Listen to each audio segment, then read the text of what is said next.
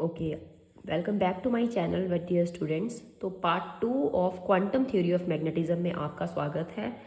Part 1 में मैंने आपको पैरामैग्नेटिज्म और क्वांटम थ्योरी क्लासिकल थ्योरी में क्या डिफरेंस है वो क्लियर किया, और केस नंबर 1 क्लियर किया कि हाई टेम्परेचर्स के ऊपर क्या हो रहा है। हाई टेम्परेचर के ऊपर क्या निकल कर आया हमारा मेन रिजल्ट, जो हमारा क्लासिकल रिजल्ट था सब्सेप्टिबिलिटी का, वही सेम रिजल्ट हमारा निकल कर आया एट हाई टेम्परेचर। लेकिन अब लो टेम्परेचर्स की बात करते हैं। लो टेम्परेचर या स्ट्रॉन्ग मैग्नेटिक फील्ड के केस में क्या हो रहा है, जब हमारा लो टेम्परेचर होगा और मैग्नेटिक फील्ड स्ट्रॉन्ग होगी, उस टाइम पे ये फैक्टर न्यूमिनेटर बड़ा है, डिनोमिनेटर छोटा है, तो ऑटोमेटिकली ये फ्रैक्शन निकलकर 1 से बहुत बड़ी आएगी। इस केस में अब मैं एक्सपोनेंशियल की जिस तरीके से मैंने केस नंबर 1 में एक्सपेंशन यूज़ की थी वैसे मैं यूज़ नहीं कर सकती। तो यहाँ हम लिखेंगे series expansion of the exponential term is not possible. Why?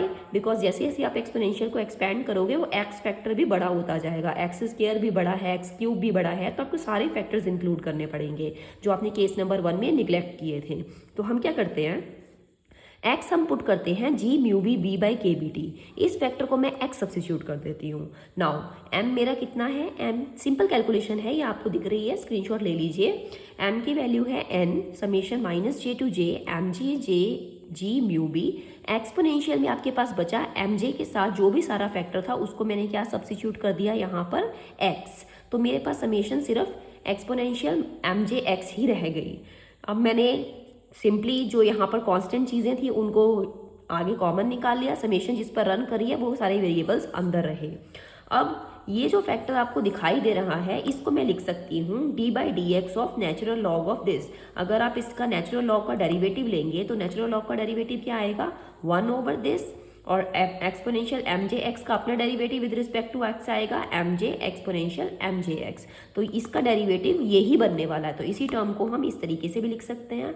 Next में मैंने अपना समेशन को खोल दिया है। For the first term exponential M J की जगह आपके पास जे आ जाएगा, जे एक्स जे माइनस 1x, इस तरीके से चलते जाएंगे सारी पॉजिटिव वैल्यूज़ के लिए भी, और फिर वही सारे समेशन रन करेगी ओवर द नेगेटिव वैल्यूज़।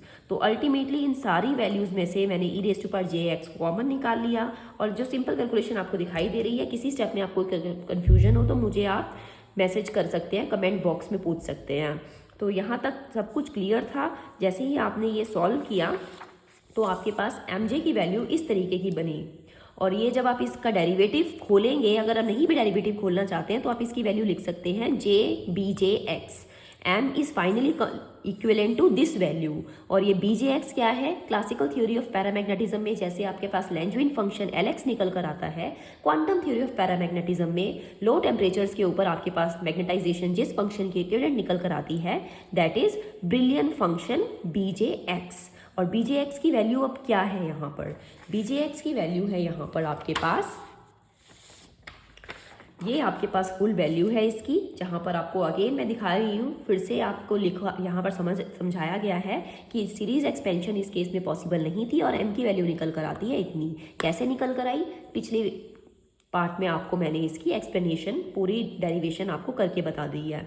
तो बी जे एक्स की वैल्यू होती है इतनी। अगर आप इस टर्म का डेरिवेटिव लेंगे, इसको अगर आप डेरिवेटिव लेके खोलें तो इसका डेरिवेटिव ही बेसिकली ये टर्म निकल कर आएगी, this is your B J X. अब हम बी जे एक्स को भी 2 केसेस के लिए सॉल्व करेंगे। For x very very less than 1, अगर ये तुम्हारा एक्स जो है ये 1 से बहुत छोटा है, उस टाइम पे कॉट हाइपरबोलिक एक्स की एक्सपेंशन में यूज़ कर लूँगी 1 by x plus x by 3, और इस केस में मेरा बी जे एक्स निकल कर आएगा x J plus 1 by 3j। इस पार्ट की डेरिवेशन क्या है, ये कैसे डिराइव होता है, ये मैं आपको कमेंट बॉक्स में डाल दूंगी, लेकिन उसके लिए आपको कमेंट करना पड़ेगा। तो जिसको भी ये डेरिवेशन चाहिए वो कमेंट बॉक्स में ज़रूर कमेंट करे कि ma'am please show us the derivation of B J X. अगर एक बच्चा भी कमेंट करेगा तो आपको इसकी डेरिवेशन मैं प्रोवाइड कर दूंगी। Okay, then susceptibility for paramagnetic materials is given as M by H. ये सिंपल फॉर्मूला है magnetisation of applied magnetic field. Case 1 में भी आपने यही किया था, आपने सारी वैल्यूज यहाँ सब्सिट्यूट कर दी। बी जे एक्स की जगह मेरे पास ये वैल्यू है। अब कौन से केस के अंडर कर रहे हो सब कुछ, x very very less than 1 के लिए। एच को अगेन आपने इस तरीके से जैसे पहले यूज़ किया था म्यू नॉट एच, वैसा ही सेम इस्तेमाल करेंगे। तो आपने फिर से यहाँ पर सब्सिट्यूट किया, एक्स की वैल्यू भी यहाँ डाल दी है। सब कुछ डालेंगे तो काई पैरामैग्नेटिक निकल कर आया इतना। कैसा रिजल्ट है ये? This result is same as that of equation 8 जो आपने पहले केस में सॉल्व किया था इक्वेशन नंबर 8 पे। 8 में वही केस अगेन आपके पास निकल कर यहाँ पर मिल गया है। जब x very very less than 1 है तब तो चीज़ें सेम निकल कर आई, लेकिन जब x very very greater than 1 है उस केस में क्या होता है, कॉट हाइपरबॉलिक x इक्विवेलेंट हो जाता है 1 के। जब ये x फैक्टर बहुत बड़ा है 1 से तो हमें कॉट की एक्सपेंशन को यूज़ नहीं करना पड़ता, cot is equivalent to 1 only. और बीजे x अगर आप देखेंगे तो बीजे x भी 1 के इक्विवेलेंट आ जाएगा इस केस में। और इक्वेशन 10 जो हमारी है वो सिंपली बन जाएगी m is equals to N G J mu B. अब ये जो फैक्टर है ये रिप्रेजेंट करता है सैचुरेशन मैग्नेटाइजेशन को। सैचुरेशन मैग्नेटाइजेशन का मतलब है जब सारे के सारे डायपोल्स मैग्नेटिक फील्ड की डायरेक्शन के अलोंग अलाइन हो जाएंगे। तो हमारा जो m का एक्सप्रेशन निकल कर आया है इक्वेशन नंबर 10 में, जो भी आपको पहले करवाया था बीजे एक्स वाला, वो सेम आया है जो क्लासिकल थ्योरी ऑफ पैरामैग्नेटिज्म में भी आया था, लेकिन फंक्शंस का फर्क है, वहाँ लैंग्वेज फंक्शन था, यहाँ ब्रिलियन फंक्शन था। ये डिफरेंस किस वजह से आया है, फंक्शंस क्यों डिफरेंट आए हैं, क्योंकि हमारा यहाँ पर j टेंड्स टू इन्फिनिटी वाला कंसेप्ट नहीं था।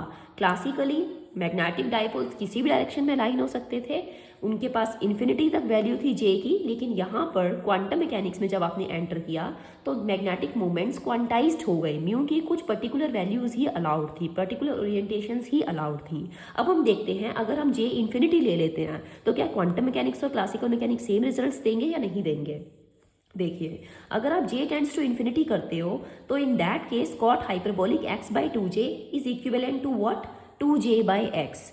और cot hyperbolic 1 plus 1 by X by 2j, ये जो सेकंड फैक्टर है ये किस चीज़ के इक्विवेलेंट हो जाएगा, कॉट हाइपरबोलिक x। तो आपका जो बीजे x है that would be simply equal to this value. जहाँ जहाँ cot hyperbolic x by 2j था वहाँ मैंने 2j बाई x यूज़ कर लिया बीजे x में, और जहाँ पर ये वाला फैक्टर था वहाँ कॉट हाइपरबोलिक x यूज़ किया।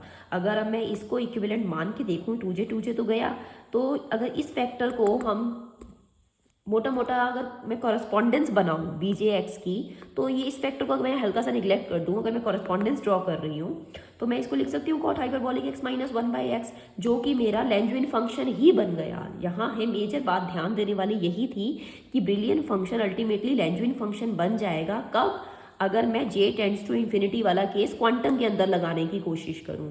क्वांटम में मैं ये केस लगा रही हूँ तो मेरा ब्रिलियन फंक्शन लैंग्वेज फंक्शन के ही इक्विवेलेंट आ रहा है। That means quantum results approaches the classical results for j tends to infinity. ठीक है जी, तो this was all about your quantum theory of paramagnetism. जिसको जिस कंसेप्ट में भी डाउट हो वो मुझे पूछ सकता है कमेंट बॉक्स में। आप मुझसे किसी भी चीज़ के बारे में क्वेश्चन कर सकते हैं। अगर आप कोई आर्टिकल सजेस्ट करना चाहते हैं जिसकी आप डेरिवेशन समझ नहीं आ रही हो तो वो भी आपको करवा दी जाएगी। Thank you so much for this video. अगर बेनिफिशियल है, समझ में आ रही है तो लाइक शेयर और सब्सक्राइब ज़रूर करिएगा चैनल को। बिना सब्सक्राइब किए मत निकलिए आप लोग। जो भी मेरी वीडियो को देख रहे हैं प्लीज़ चैनल को सब्सक्राइब ज़रूर कीजिए। Thank you so much.